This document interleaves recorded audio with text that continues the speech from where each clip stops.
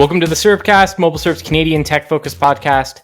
This week, it's the Brad Bennett Show. We have a few topics we're going to cover. There's the New York Auto Show, a fancy new BMW that Brad's been hanging out in, pretending he's an executive, the OnePlus 10 Pro, and last and certainly least, as far as I'm concerned, the nothing earbuds, which he finally got his hands on. I'm going to get him to talk about how hard that was. But I'm Patrick O'Rourke, and Brad Bennett, a man who refers to himself as the bad boy of tech. He's across the internet from me, but he is in our office. I'm not. I'm at home still, but he's in the office. How are you doing, Brad?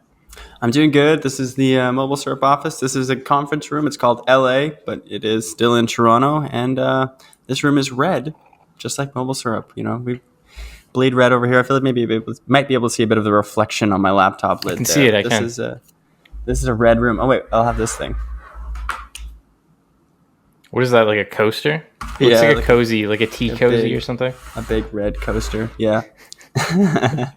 And what's behind you? Is it a cell tower or the CN tower? I can't tell. Yeah, I wish it was the CN tower. Actually, the bottom chunk of it over there, the thicker part right there, that's a Budweiser ad. And I believe it is attached to a cell tower. And there is another cell tower right behind this post. Is that BMO Field? No, that orange, like, sort of red thing there is like a self-storage thing, I think. Oh, okay. But BMO Field is right there. It would be in my shot if I would have, like, sort of set up the lighting correctly on me from this window. But we're here now, and we're just loving it. As much as I'd like to just talk about the things behind us for the rest of the podcast, we have several things that we're going to go over. I guess first, let's talk about the New York Auto Show. You were there for a couple days, not the whole show, right? Just the first few days? Well, just the first day of it, yeah. Like, Alex and I were in New York for 3 days, but only one day at the auto show and one day at the BMW event and one day of just, like, travel / doing some touristy stuff. So, to kick it off, like, what is the auto show? Like, I've been to countless tech events. I've been to, actually, I was going to say I've been to I.O. I've never been to I.O. It's, like, the one event I've never been to. Been to WWDC, E3, all of that stuff. Like, is the auto show just that for cars? Basically, and it actually is in the same way that those trade shows are getting more and more lackluster every year. I think the same thing is kind of happening with the auto show. You know, people are starting to hold their own events. But yeah, basically giant like warehouse / convention center. I don't know why I called it a warehouse. It's a convention center, but it's like rented out and it's just like stuffed to the brim with all of the new cars that are coming out this year. There's some vintage cars. That's actually pretty cool. And this year in particular, a lot of EVs, plus a new company, actually using the water bottle as a mic holder, but a new company called VinFast, and they were pretty cool. That was probably one of my like standouts of the show. That and Subaru had a treehouse built at their booth, so that was fun as well. So VinFast, what is VinFast? Like I know what it is. I'm playing Mr. Dumb podcast host, but tell the listeners what VinFast is, because when I read your feature, I was like, this sounds really cool, but I also feel like this vehicle will never come out, or these vehicles will never come out. Yeah, that's the hard part with any new EVs. I mean, I didn't believe that the Lucid Air was going to come out for a long, long time. I was like, that's just never coming out. And same with like Rivian and a lot of these like EV startups. Rivian, yeah. There's one called Canoe right now that seems to be very in a similar, like, you know, might come out, might not. But VinFast had a very legit presence at the auto show. You know, there were some other like indie automakers. There was one literally called Indie EV, and it was like very clearly, I'm never thinking that car is coming out. Maybe it will, the gaming PC of cars, but I don't think so. But like VinFast felt very legit. It felt like a real automaker. The cars themselves reminded me like a little bit of Mazda, but the presence itself at the show was quite big. There was a few. They're Vietnam based? Yes. Yeah, that's what I was going to get into next. So they're based out of Vietnam, and I don't remember what year exactly, but they used to retool old BMWs, and then they work with an Italian design firm. So they're basically putting like their own tops on top of BMW bodies and reselling those as like VinFast cars legally. Like it was a legal like license, the way to get like BMWs into Vietnam. They're like a licensed manufacturer sort of deal. Yeah, but they were putting like their own kind of logo on it. And I think they were doing something similar with a GM car, or a GM factory producing like VinFast cars in Vietnam. And then the three cars I saw at the auto show, the VF6, VF7, or no, VF6, VF8, VF9, or VF7, 8, 9, something like that, with the 8 and the 9 coming out potentially at the end of this year or the start of next year. And those cars have like they were drivable at the show. I didn't get to drive them myself, but I got to drive in them. And there was also like looking up, those press flew to Vietnam a few months ago to do the first drive with them, and they had a presence at CES as well. So it seems like they're really making moves this year to go global, and that actually is the funnest aspect of it. When you think about automakers, you think a lot about, well, North America, we think a lot about like GM and Ford and probably Toyota at this point, Honda, like those Japanese companies as well. But like originally, that just was North American companies, Dodge, Jeep, like those ones. But in the 50s, Japanese automakers started to spread into North America. And now they're very big here, obviously, Mazda, Toyota, Honda. And I think with the electric revolution, we have enough of a shakeup in the market that a Vietnamese automaker like VinFast with enough like corporate backing and, a good enough product could actually make a splash in the global market. It's pretty exciting for this electric shakeup to allow for those things to happen, because it's been, I don't want to say a monopoly, but the big players in the car industry haven't changed in a long time until Tesla came around. I haven't thought about it that way before, but that's an interesting perspective. Like you're even starting to see it with the established manufacturers coming out with cars that are very different than anything they've done before. I know that's different than what you're saying, but in a sense, it's still shaking up the industry in the same way, but also in a different way. Yeah, well, when we get into talking about BMW later in the show, we'll kind of see how it's like not shaking it up as much. Like they're still doing EVs, but they're not changing their strategy very much. But yeah, when you look at Ford with the Mustang Mach-E, like the way they developed that car was they like took a team at Ford, they isolated them at their own building, their own campus, and they were like, you guys are a startup within Ford, build us the coolest electric car you can. And they ended up doing it in 2 years instead of 4 years, like a car at Ford usually takes. And, even those shakeups within those companies are really exciting, like you said. Yeah. And plus we get cool cars. Well, not cool to everyone, but I still think very unique cars like the electric Mustang come out of it. And I think that's a good thing. Cars like the Mach-E or the Ioniq 5, these like cars that have been purely designed to be electric and to be eye-catching, I think are really, really exciting right now. There's an electric Corvette coming too, right? We wrote about that. Yeah, I read about that yesterday. They like hinted at it a few years ago. They trademarked E-Ray, like short form for Stingray, which is like the original Corvettes were Corvette Stingrays.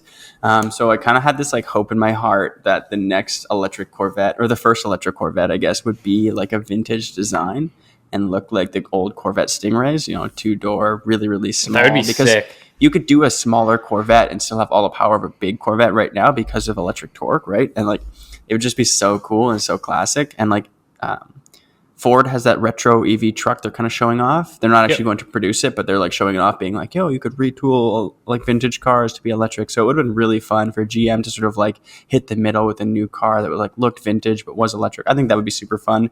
And like a Corvette is like a fun driver's car anyway, so why not have fun with it? But it seems like from the teaser set they've shown off that it's just going to be kind of like a more standard looking modern Corvette, which is still a very sexy car. There's no denying it. But yeah, it seems like that might happen. And it seems like that might happen in the next 2 to 3 years. They're like talking about electrifying the Corvette, which I think they're just talking about like doing hybrid turbos or electric turbos or some sort of like hybrid version. And then a fully electric version will come after that. So who knows how long that will take. I wouldn't hold your breath for an electric Corvette. So before we move on to talk about the BMW, I have a last like kind of inside baseball question.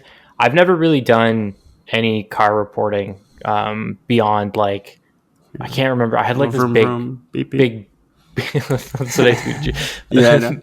There was I don't know, it was like some big SUV that I had very briefly to like test out like a Waze integration. You had a Leaf as well at one point. Yeah, no, I did. Yeah, I did have a Leaf. That was a story I did like the Leaf was your big moment. Yeah, that was fun. So I have done a little bit of it, but I've never attended an event. When I like think of car events, what I imagine is like a bunch of old white dudes with like t-shirts on, but like blazers over top of them. That's what I imagine. Just like everybody in the space being is and it like being like kind of fancy, but like faux fancy at the same time. Is that what like a car sort of tech conference kind of thing is?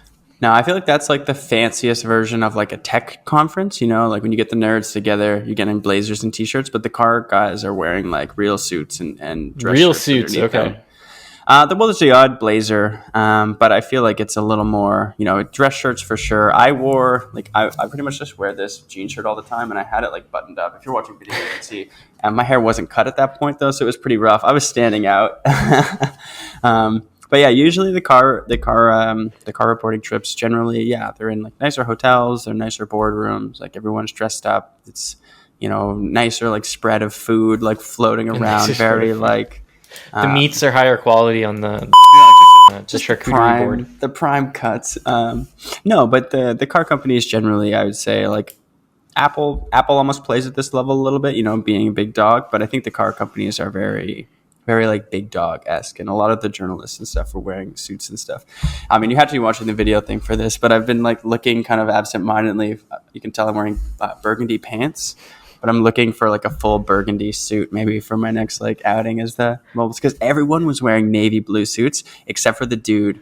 So this is my experience at the BMW event, but like, so all the seats in the front row were reserved except for two right at the end. And I was like, well, I'm not going to sit in the back row. Like they weren't letting us take pictures, but I was like, well, I'm here to see the car. Like I want to sit in the front row. So we sat in the two not reserved seats in the front row, but all the reserved seats are for like the heads of BMW's various departments. So we ended up like Alex and I ended up sitting beside like the head of design. And he was wearing like a white and blue checkerboard suit, but very small checkers. And it was so cool, like heavy texture, really, really nice. And everybody else was just wearing navy blue suits. And like generally when I go to events, it's a lot of navy blue and black suits. I mean, if you've been anywhere where people are wearing suits, that's like the norm. So I really, really want something to like stand out, like a nice burgundy or bright red suit or something funny where it's like still looking nice. But very much it's just like, who's that guy? He's the Canadian guy. He's the MobileSyrup guy. He's wearing bright red. Okay. Let's talk about the BMW. My first question, is it the iX, the 9? How do I say the name of this vehicle? The one that I reviewed or the one that I went and saw? The other one I reviewed. Okay, yeah, it's just the iX. Oh, yeah, like iX technically would be 9 in Roman numerals. Do you know what I mean? But, is it iX? Yeah, it's iX. Okay, so the naming scheme is actually pretty ridiculous. So, like, they've had a bunch of I cars before. Like, even the one I saw was an i7. Like, all the electric cars start with I. I don't know. Tim Cook is, like, paying them to do that. But so they're just starting all their electric car names with I. Like, i7, i3. The iWatch. The iPod on wheels. But they start them all with I and then a number. So I thought this was the i10. And I asked him, I was like, oh, like, so this is the i10, right? Because every single one, like i7, i3, i4, and no, it's legit just called the iX. So I don't know if the X still, even within that branding, is supposed to signify 10 because everyone else is an I and a number.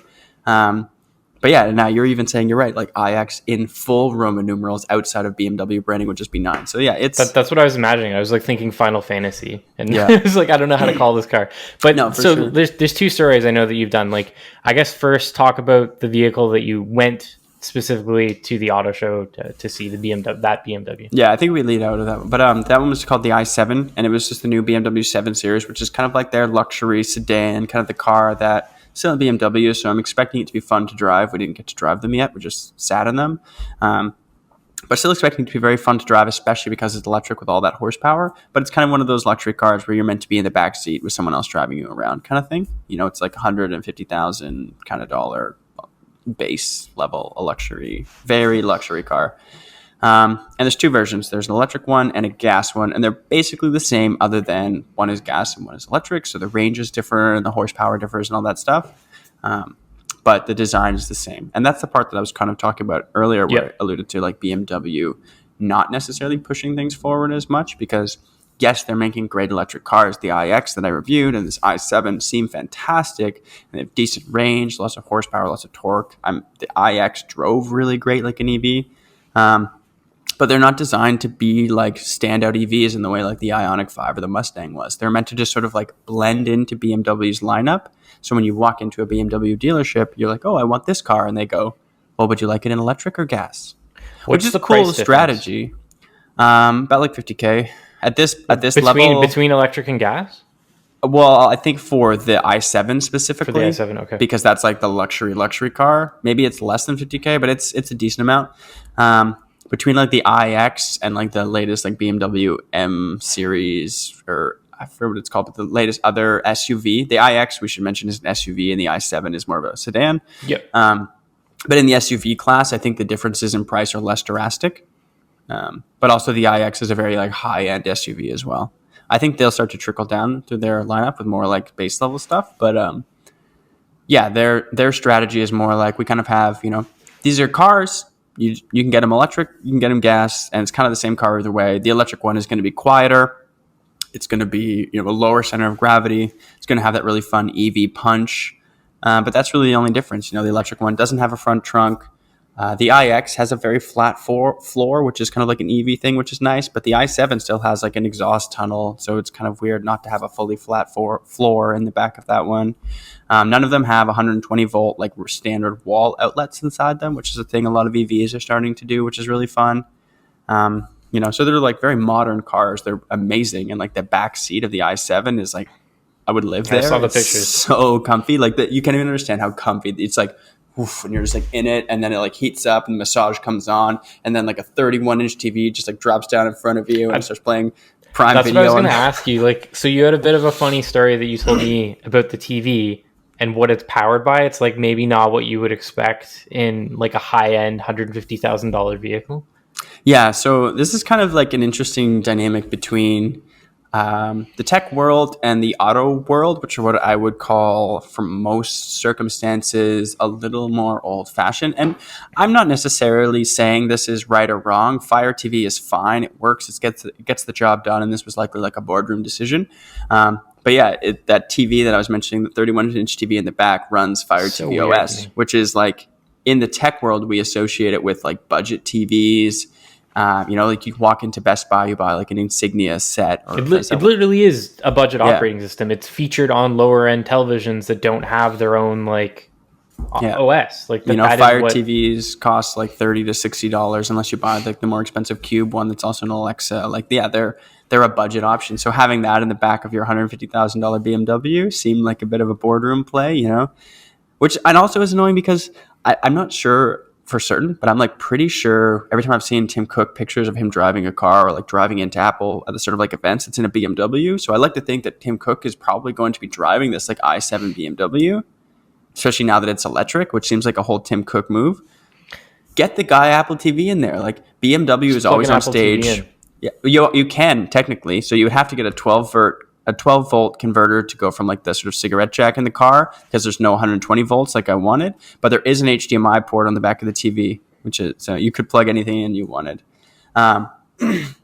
You just powering it is the problem. But yeah, Tim Cook is probably going to be driving this BMW at Apple events. It's always like, oh, we partner with BMW to get like car key working, and we partner with BMW to get like Apple Music in cars. Like they're always partnering with BMW. How come BMW couldn't get like Apple TV? Which, this is just like me sitting on like this high horse of like ranking like the luxury of tvOS operating systems. I don't even know if that really matters to anyone else. But yeah, it'd be like Apple TV is the premium version. And then like everyone else is just below that considerably. Maybe Android TV kind of looks okay, but my experience with the Chromecast has been a bit of a buggy mess. So that's not getting very highly ranked. Prime TV is full of ads, and Roku, just as good as it is, looks low budget, unfortunately. So at least Prime Video can masquerade as high end, I guess. But it's like annoying that Fire TV is the OS running this TV. There's a couple of other things that I didn't talk to you about it. Oh, sure, you can ask questions. Oh, I was just gonna say, at some point I'm gonna write it. Like, it's interesting your ranking where you put the Apple TV at the top. I would agree with you. It just seems like it has the most care put into it. It does, yeah. Like apps, especially in Canada, streaming apps often come to it first. It has the best app ecosystem, etc. But I have had a ton of issues with the Apple TV over the last couple months. And I don't know if that's simply just because I'm on like I'm using the public beta versions of stuff. That could be part of it, come to think of it. But I have had a lot of issues where like it crashes, or Apple TV Plus, like the audio just gets out of sync with stuff. And this isn't something that I experienced like a couple of years ago when I first made the switch to Apple TV. That hurts because I generally rely on my Apple TV. I just have the 1080p one, but I generally rely on it to be my like most reliable. If I'm like watching something on Roku and it's like the voices get unsunk, I'm just like, okay, screw this, I'm out. I'm just going to the Apple TV. I'm going to finish it there because I know like it's always going to be good in there, especially with Plex. But yeah, you're right. I guess that's not always the case. No, it usually is. It's weird. It's like, I don't know. It's just been the last couple of months I've had issues, and it's often when I'm watching Apple TV Plus content.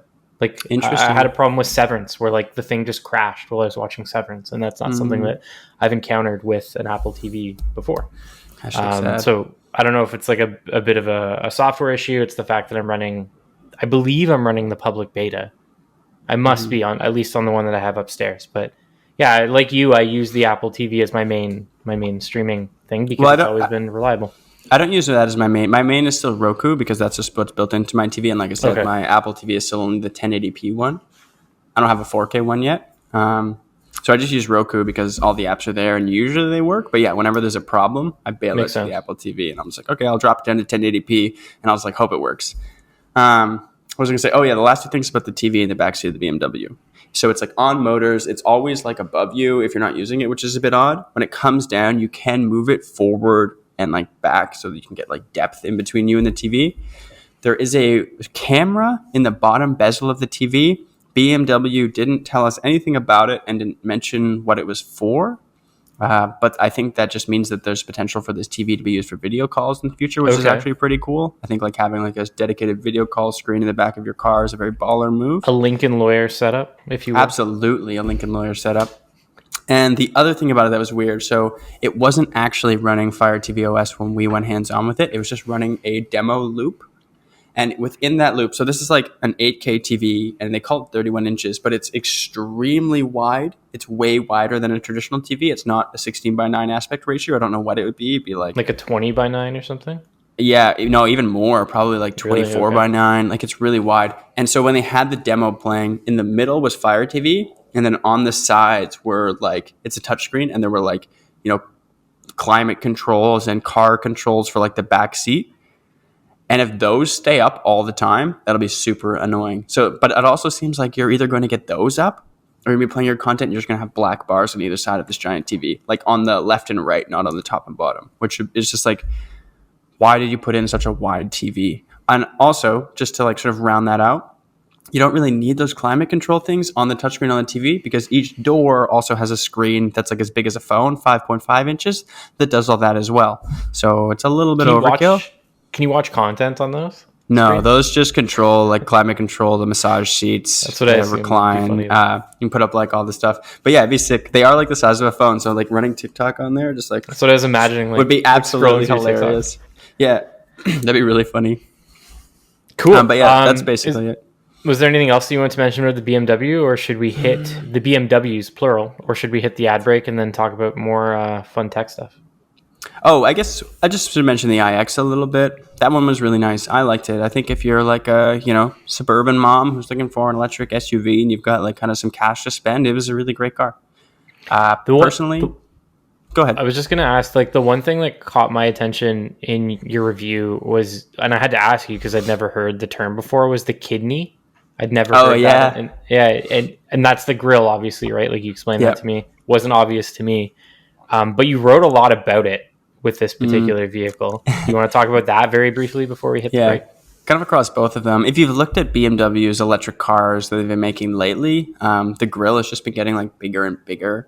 But it's not a real car grill. Like a traditional car grill has like a radiator behind it and like airflow is going through and it's like helping keep the engine cool and just like keeping everything, airflow. And it makes sense. So you're driving, it's pushing air through. In an electric car, you don't need that because all the batteries on the floor. So some companies like Tesla just remove the grill altogether. The electric Mustang has a fake one. I'm trying to think what else. The Ioniq 5 has a bit of a fake one, but it's pretty minimal. But BMW still has fake ones, but instead of like shrinking them, it's just making them larger and more. I guess their thinking would be they're making them more iconic, more in your face, trying to like really sell that branding would be my guess. But to me, it's a little much, and it took a lot of getting used to. And most people that I showed the pictures of the car to didn't like it. It looked very abrasive to me in the photos. Yeah, like it stood out in a bad way. Yeah, I think over the week with the car, I got a little more used to it, and I didn't really mind it as much as I did off the hop. But yeah, it's big. It's like in the i7, so in the sedan, they have a fake grille and they have a light around it, which is kind of interesting. but the fake grille has like lines throughout it, so it looks kind of like a traditional BMW grille. So even though there is that like electrified kind of light around it, I think there is some light coming from behind the grille lines. It just looks more like a traditional car. With the iX within the kidneys, which is like kind of an angular design in the shape of two kidneys. That's why they're called that. But it's like little golden triangles that are just kind of like being dispersed throughout it. And it's kind of interesting. They've the kidneys like heat themselves so snow melts off it because they've got like cool sensors, and they keep like the radar for some of the lane assistance stuff hidden behind there. So it's kind of like an interesting way to hide some of the tech in the car. But I've just seen other companies do it more minimally and way better. And it's like, sure, it's cool that you're hiding them in the kidneys, but the kidneys look like real kidneys in a sense. And I don't know if that's necessarily perfect, you know?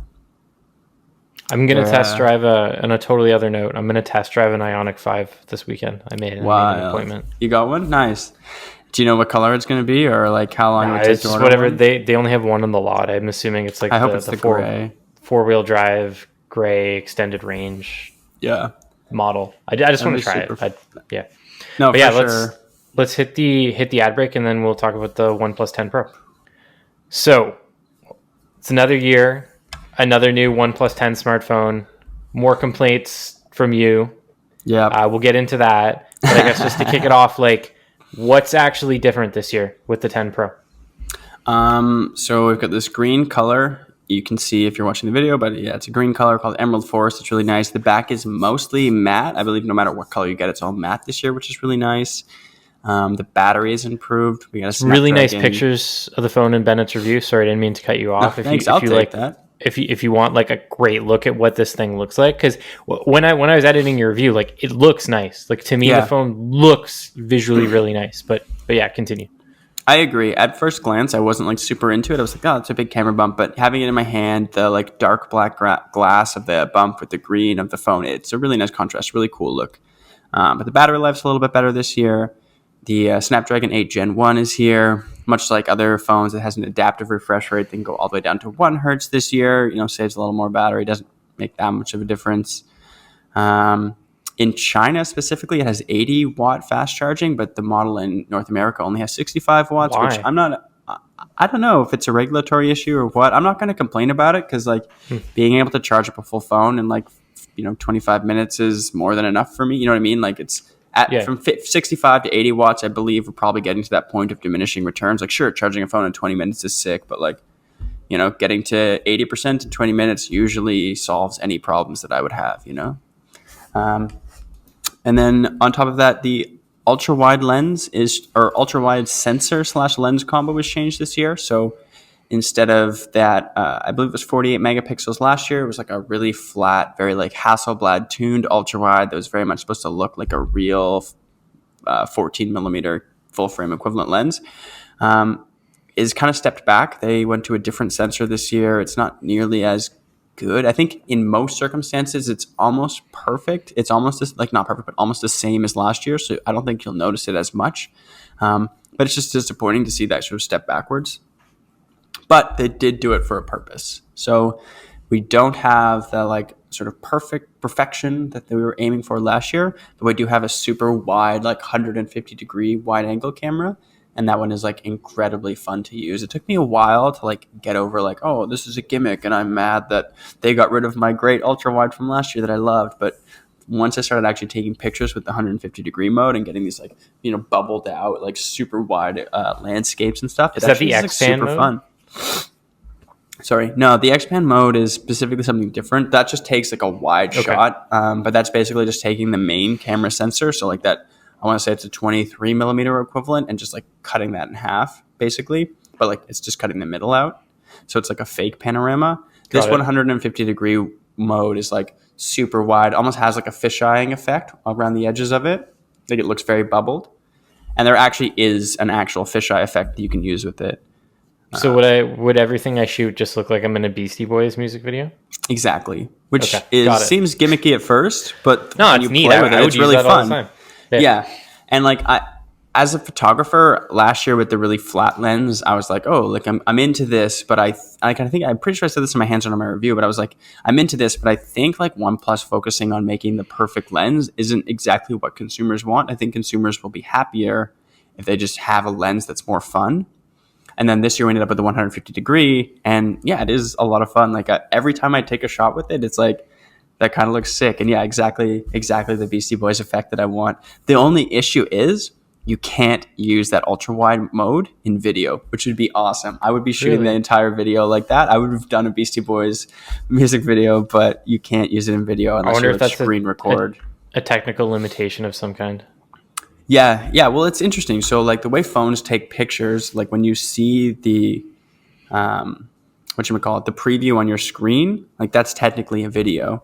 So the fact that like you can see a preview of the fisheye effect, it's like probably really hard to see. So they should be able to do it in theory. Yeah, I would think so, but yeah, something's holding it back. With OnePlus, it's always software issues holding it back. So yeah, that leads it into this. Like even leading up to this phone's release, you've been pretty hard on several OnePlus like software releases.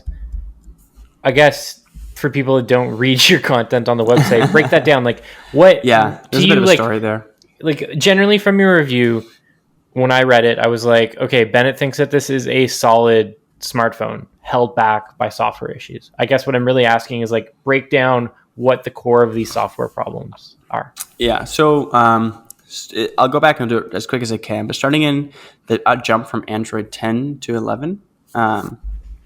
OnePlus used to be known for using stock Android. They basically looked like very stock Android all the time, and people really appreciated that. But as Google started to pull the Pixel launcher further away from stock Android and One UI started to become good, OnePlus, I think, decided, and behind the scenes, OnePlus is getting closer to Oppo. I think the company decided, like, we need our own defining look. We need to compete with the Pixel launcher, and compete with Samsung. And so they did that with Android 11. And I originally liked it. I got the beta. I used it for like a month. I wrote a review on it. And I was like, you know what? People are giving this some flack because it doesn't look like stock Android anymore. But I think for OnePlus as a company to step up, they need their own design. And I was really into that. And that was Android 11. Android 12 comes out and OnePlus is like, we weren't actually making our own design. We were just getting ready to pull the wool over your guys' eyes and move completely over to Oppo's ColorOS, which is kind of what that old design looked like, the Android 11 one. So now in Android 12, they move all OnePlus users on modern phones, which at that point was basically just the OnePlus 9. This update didn't trickle back very far. I think it has now, but it took a really long time, which is a whole other issue. But now in Android 12, we go from a cool OnePlus kind of tweaked design that was, OnePlus had made it, so that seemed like they were building towards something, to just here's ColorOS from Oppo.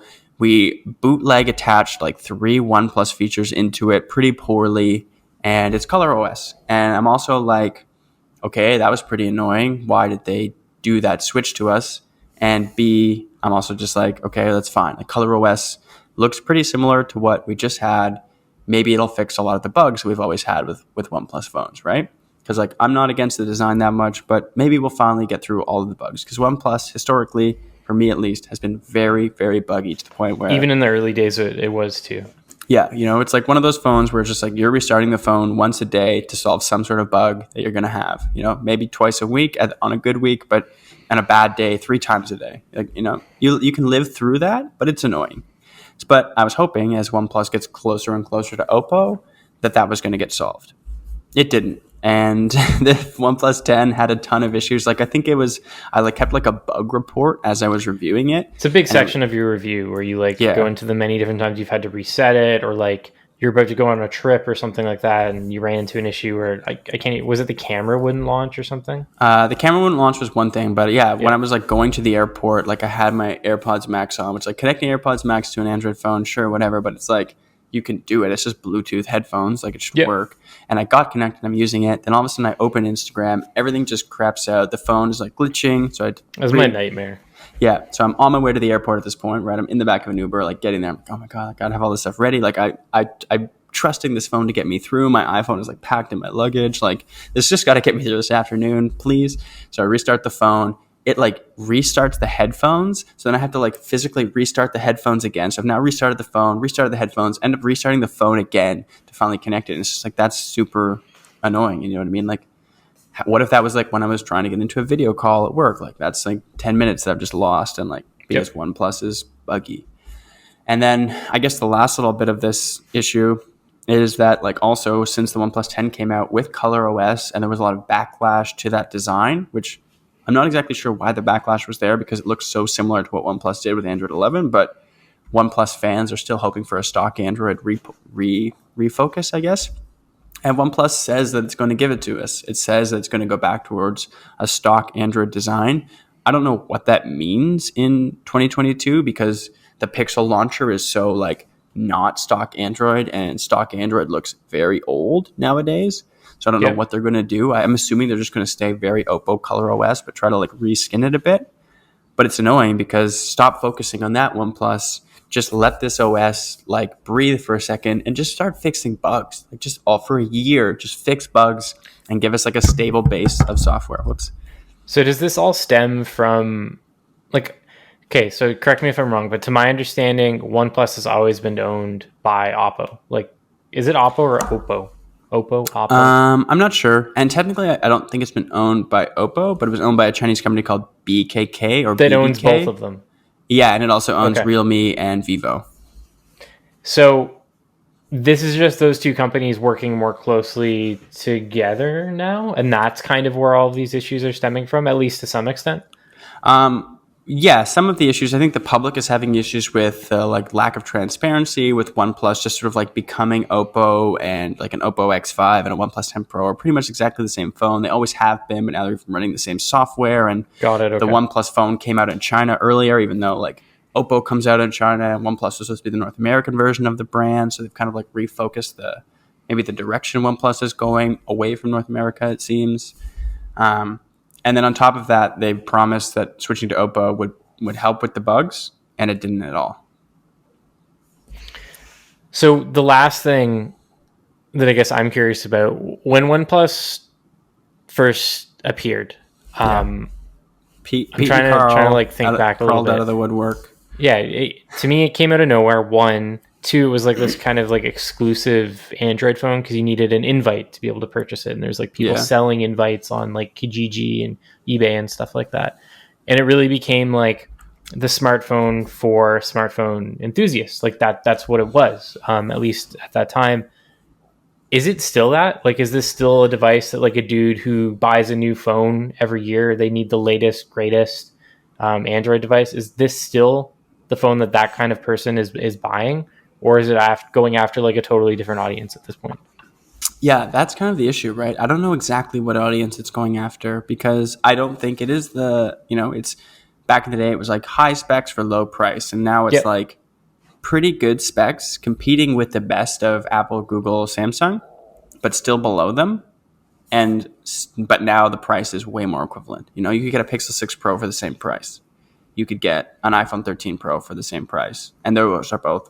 Well, the Pixel 6 Pro has had its own fair share of bugs this year, but like I would trust either of those before I would trust OnePlus at this point. To be fair, it hasn't been as bad as like previous years with the Pixel. Like there's been like that's a totally other different podcast topic where I sometimes feel like the Pixel is unfairly picked out of like every Android phone just because of the people that are buying that. Like they care more about certain aspects of it. So I think I agree. There's a bigger microscope on it than other devices out there. Yeah.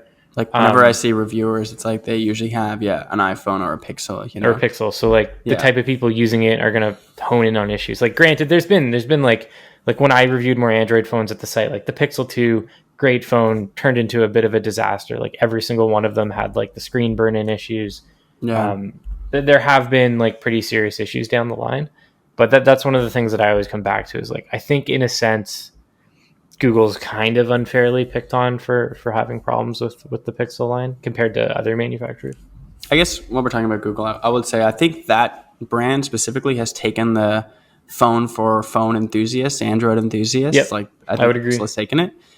Or Samsung, because they have, the 10x zoom, you get the S Pen. It's like all the gimmicky features that I feel like I need a new word that's not gimmick, because these features are still useful to some people, but maybe niche is like a better word. All the niche features. Is probably what you would want to say. Yeah. But yeah, so those two phones have kind of stolen that original OnePlus market as far as I'm concerned. But I still think OnePlus has fans. And I think those fans are just fans of the OnePlus brand, fans of like the coolness of the phone, fans of having something different. I just don't know how many of those people exist. Like a little story, this is something that I just saw the other day, but I have a friend who does like sculptures, very artsy. I ended up going to a party with him that was also very artsy, like not normally my usual like crowd. I don't know. I'm just more like casually amongst bars. I don't know. It was a weird like hipster crowd, and like everyone there had pixels. Everyone. I'd never been in a room with that many random pixels, but everyone had pixels. They were using it in a video. It was like, it seems like that's the phone for like hipsters and like people who don't want iPhones is the Pixel. But OnePlus, like nobody knew about OnePlus. You know, nobody knows about OnePlus, especially in Canada. In India and China, way different story. But in here, I'm sure it is. Yeah. I wonder if in Canada, Google's finally broken through a little bit, because for so long there's only really two phones, right? To a lot of people, there's like the Samsung. And I'm speaking like super average person. There's the Samsung phone that you walk into Rogers and buy, or you buy the latest iPhone. Yeah. So maybe there's a little bit more. Maybe that's something that we should be looking into as Canada's tech and mobile website, just to see if maybe there's more brand recognition for the Pixel line now that it's like on the Pixel 6, because it's been around for quite a while now. Yeah, I think it being around, and also like at downtown Toronto, like there are ads for the Pixel 6 everywhere. Like I want to look out the window, but I'm pretty sure there's like a giant Simu Liu. I don't know how to pronounce his last name, but Simu, the guy from Marvel's latest movie. Yeah, I know you're Shang-Chi, Legend of the Ten Rings. That guy, I'm pretty sure there's a giant ad of him over there by the highway holding a Pixel, and like the entire like construction, like all the places that have like construction walls up, and they're usually plastered in posters of like new albums coming out and stuff. There's always Pixel ads on those things. There's always like Pixel billboards, Pixel stuff in like the windows of carrier stores. Not as much. The Samsung S22 Ultra tore a lot of that down, but Google is still putting a very hard marketing push behind this phone, and perhaps it's working. I don't know. I don't get YouTube ads anymore, but perhaps like that's part of, I would not be surprised if there was a ton of Pixel YouTube ads. Okay, so let's, as the last topic today, let's talk about the Nothing. Oh, so they're not called the Nothing earbuds. They're the Nothing Ear Ones. Yeah, they are. But I have one last thing that I want to say with the OnePlus. I'm being really harsh on it. If you're a OnePlus fan, I think you'll love this phone. I love it. And because of that X-Pan mode that Pat talked about and the fun camera, because I kind of hate HDR, so this phone sucks at HDR anyway, and I kind of love it. I don't know. I'm that weird niche OnePlus fan that I'm having trouble finding in real life. I think I might actually be it, and I've been enjoying this phone a lot more than I originally anticipated, mostly because of how fun the camera is. Anyway, let's talk about the Nothing Ear Ones, yeah. They look cool. I saw them at your desk the last time that I was in the office. They look really neat. But like I knew that before. I remember seeing pictures of them, and when Nothing was doing like the very OnePlus-esque like lead up to their release with different teases and stuff like that. So hype-beast. I was interested in seeing what they were like. I know it took you forever to get your hands on them. That's why we're like 6 months plus late with actually doing something on them. But yeah, like I guess just offer like a pretty brief overview of what they are. Like they look cool, we know that, but do they sound good? Like could I replace the AirPods Pro that I'm wearing right now with the Nothing earbuds and be happy with them? Probably not. I think I don't think you would replace AirPods Pro and be happy. I think you could replace regular AirPods and be happy. Okay. As long as you don't really like spatial audio. There's no spatial audio there, so if you're a big spatial audio fan, it, but never use it. Yeah, you're on Spotify, right? So I think you'd be fine with these guys. Compared to regular AirPods, they add noise cancellation and in-ear like silicone tip isolation, right? Like so that's sort of a step up over the traditional AirPods, just kind of like sit them in your ears, which I think just provides like a pretty good atmosphere for playing music. In terms of actual quality, I don't think they're tuned as well, and I don't think their drivers, like the actual speakers within the headphones, have as much range as what Apple's offering. Like I find with some songs, the bass can push out of it a little bit and get a little crunchy. But to be honest, these headphones are in Canada $130, $99 in the US, and I think that they're actually kind of awesome for that price. I like them a lot. Wait, how much did you say they were? $130. $130. AirPods are like $220. Yeah. Like regular AirPods are like $220. Yeah. Yeah. AirPods Max. That's a decent price. Yeah, exactly. I actually bought.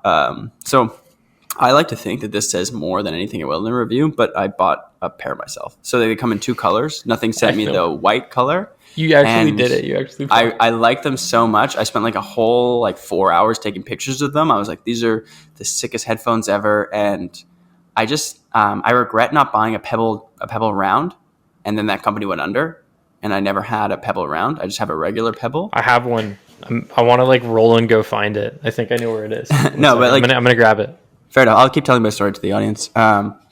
But yeah, I just love this tech from these companies that might disappear. And I have this little drawer in my house. I call it my vintage tech, not library, my vintage tech museum. So I've got a BlackBerry Key 1 in there. I've got an Essential phone. I've got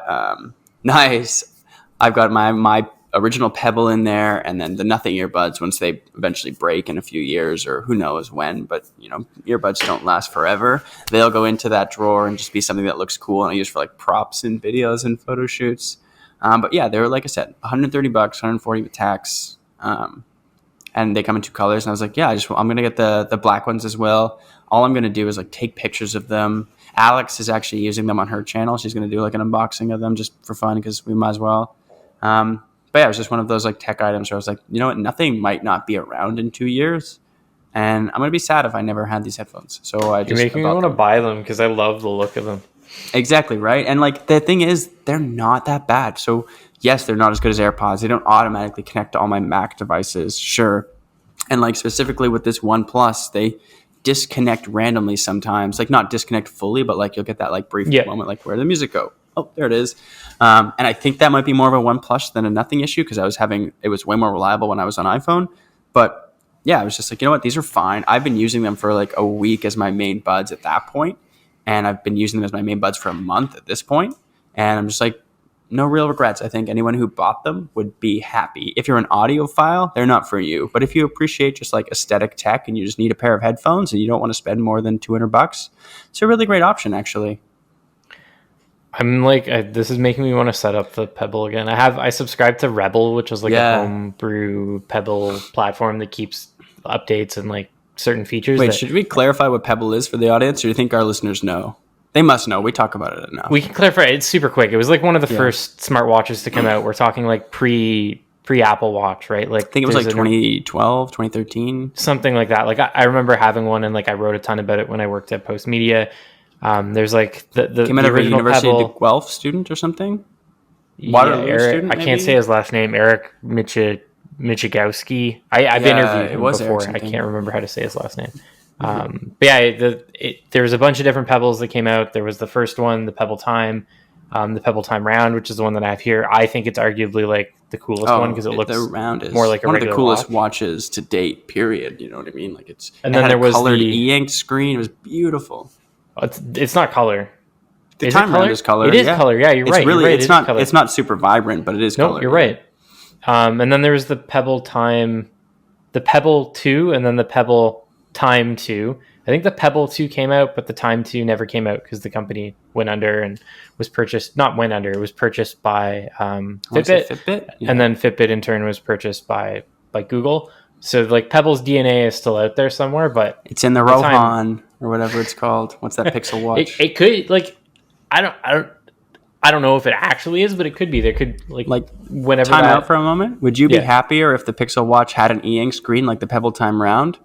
Probably. I would too. The battery life would be so much better. Imagine getting a actual watch that could be as good as an Apple Watch but lasted a week. I don't need the smooth screen on here. I would give up the smooth screen for the always on e-ink for sure if it was done right. I'm of two minds about that. One, I think the Apple Watch needs a real competitor, really viable competitor that matches it in nearly every sense, because it's a pretty stagnant device. The Apple Watch is great. I love it. Wear one every day, but Same. Apple really hasn't done a lot with it, probably for the last 3 generations, to be quite honest. It's still solid, still the best smartwatch out there, but there's really not much of a reason to upgrade as long as you have the one with the screen that's always on, which I think started with the 5. It's been I think the same since then. They've been. I would love to see an e-ink sort of Pixel Watch kind of deal, but I also want to see something that can directly take on the Apple Watch in terms of features and look and quality. Yeah, I think Apple has proven that the watch at this point, it's almost like selling Xboxes, where it's like not about, well, it is about selling the watch for them, I think still, but I think it will get to the point where it's like, just get the watch on people's wrists, get them into Fitness Plus, get them into Time to Walk, get them into these like auxiliary like watch programs, buy like a Strava membership, and then like Apple just makes money off of you having a watch and being more part of the ecosystem. Like, it's I think part it's of the shift to services. Yeah, exactly. And I think like because Apple is defining that path so well, now is like a really good time before that path becomes too well trodden and too well defined. I think it's a really smart time for Google just to hop into the market and like walk down it as well before everyone else does. Back to the Nothing Buds though, eh? Yeah, is there anything else that you wanted to say about them? They look cool. They're a pretty good price, which I was surprised about. Do you think Carl Pye like actually wears them? Do you think he uses them? Does he use his own company's products? He doesn't. Carl Pye is definitely wearing AirPods Pros. Because you know why I say this? Because he seems obsessed with Apple. First of all, every time he goes on and does a presentation, he seems like kind of Apple obsessed. And when they showed off the Nothing phone, and like the Nothing phone is, in my mind, Carl Pye making a phone for himself. He's like, which is cool because I think I want a phone that Carl Pye is making for himself. I think that would be a cool phone. But when he showed off the Nothing launcher, he was like, oh, it's going to, or the Nothing phone, one of the two. He was like, oh, it's going to work well with Teslas and AirPods. And it's just like, yeah, that's because Carl has AirPods and a Tesla. So he made sure his phone is going to work well with them. Yeah, the people buying that phone are not going to, like, I'm not going to say they don't, but I will say that they likely do not own a Tesla. Or AirPods. They're going to be huge Android enthusiasts. You know what I mean? Like the Nothing phone isn't going to take market share away from Apple. It's just going to take it away from OnePlus and Pixels. Yep. That's probably it. And the last thing I guess I'll say on that is when Carl Pye showed off the hieroglyph that is supposed to be the Nothing phone, they announced that the Nothing launcher was supposed to come out in April. We've got 4 days left. No mention of the Nothing phone other than it's going to be made out of recycled aluminum, and no mention of the Nothing launcher. Yeah, he posted that video. Yeah, he was like, this is a Nothing phone. It was just like a bunch of aluminum getting recycled. And it's like, great, Carl. Thanks, pal. Stop doing this. Just put it out. You literally had an entire event. You know, you better come down a water slide in the next event. That would be sick. It would be sick. It'd be more entertaining than what he usually does. He just like walks out and he's like, I am the prolific tech. I am Steve Jobs reincarnated, and I am back to take on Apple. And it's like, no, you're not. You had one moderately successful company called OnePlus, and the earbuds were okay. They're pretty cool looking, but that's riding completely on the know-how of teenage engineering. If they walk away now, you guys are donezo. And you haven't even put out a phone. I think overhyping it is getting you bad press, which I think their strategy might be all press is good press, but I don't know. I don't know if it's the best for them. I'm still excited about the phone. I like to see, like I said, I think he's making a phone that's going to appeal to me. But as a regular like consumer reporter, I'm like, get out of here. Just come on, put it out and let it fail. And let me get it in my tech drawer that I was talking about earlier. It is exciting because it's rare to see like a new manufacturer show up and release a phone. Like I think the Essential phone was the last one that I can remember, at least in recent memory, that kind of appeared. Fire phone. Oh yeah, there's that too. Yeah. that nightmare. I was thinking about that phone recently. It had like a 3D screen, right? Like a 3DS style. So weird. You could like tilt it and like look within it. It had like depth sensors in every corner that were very visible. Facebook attempted a phone at one point too. I remember that. But yeah, Essential phone. I don't know enough about it specifically. I think Essential phone was going under, kind of on its way under, even without all the stuff that happened with Andy Rubin. But I mean, that just really drove the nail home. It didn't sell as well as they wanted it to. It was the first one that had a notch. That was very exciting. I remember when we got it in at the MobileSyrup office. That's what everybody was hyped about. Maybe not the first in the world, but the first that we could get in Canada. No, it was super ahead of its time. I think it defined a lot of modern phone design moving forward. Yep. Okay, I think that's probably a good place to wrap it up. I got nothing left. So that's it. Thanks for listening to the SyrupCast. You can find me on Twitter at Patrick_Rourke and of course on mobilesyrup.com. Bennett, where can people find you? You can find me just about everywhere at the Brad Fad. Last week we had a video up on YouTube by our video editor Josh. It was his first video, really, really great one about Moonglow Bay, kind of being a Canadian take on Animal Crossing. Just a really good, like cozy, fun game. I think it's a really good video. Everyone should check out. It's on Game Pass if you're a Game Pass subscriber.